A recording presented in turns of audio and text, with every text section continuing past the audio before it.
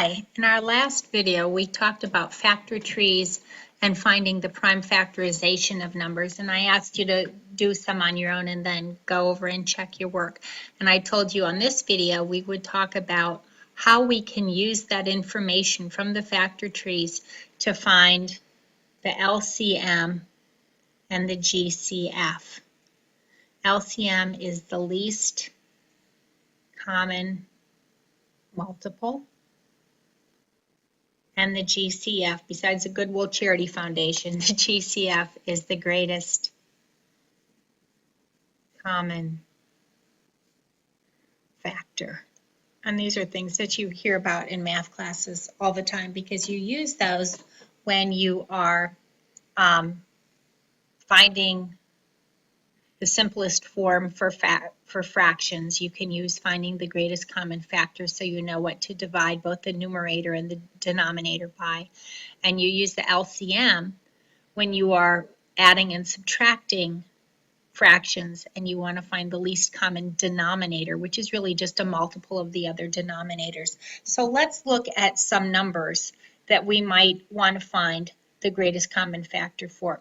So if we were finding the greatest common factor or even the least common multiple, we can use the same information for both of these. And I think you'll like to see how both of these will work using something that's really quite easy. This was something that when I was a kid, I had a hard time with it until I figured out this method. So I'm hoping this will be easy for you. So if I asked you to find the LCM and or the GCF of 4 and 18, one thing that you can do is you can make your factor trees and think, okay, 4 is 2 times 2. So I have 2 times 2 for 4.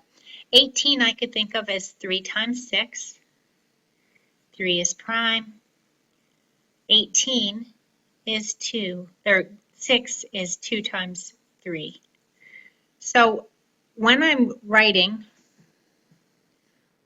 my factors for 4 and my factors for 18, what I'm going to do is I'm going to list them here as 2 times 2 for 4, and then notice I have 2 times 3 times 3. Notice right now what I'm doing. I'm putting them so that they line up if they have a match up above. So it'd be 2 times, they don't have another 2, so I'm going to move over a slot and say 2 times 3 times 3. That's a really important step in this. You need to make sure that if they are the same number, you line them up. If they do not have any same prime numbers, do not line them up. And I'll show you an example of that in a minute. If we were looking for the greatest common factor, we're going to look to see what do they have in common. The only factor that they have in common is the 2. So our GCF would be 2. And a lot of times kids get the least common multiple and the greatest common factor confused because of the word greatest and least. You think that's going to be a great big number. I always like to think of it as monsters are great big and fairies are little teeny tiny. So we want the littlest number for the greatest common fairy and the least common monster. If you want to think of it like that, you certainly are welcome to. I know I have silly things that I do, but the greatest common factor of 4 and 18 would be 2. To find my least common multiple, I'm going to do pretty much the same thing, except for every row, I'm going to bring down a factor. So I would have 2 times 2 times 3 times 3. And when I multiply that, 2 times 2 is 4, 4 times 3 is 12, 12 times 3 is 36. And if I were to look at 4 and 18, I might look and say, well, does 4 go into 18? No, it doesn't. So I might start skip counting by 4s. If I skip counted by 4s, I would skip count and say 4, 8, 12, 16, 20, 24, 28, 32, 36, 40. I gave my first 10 factors.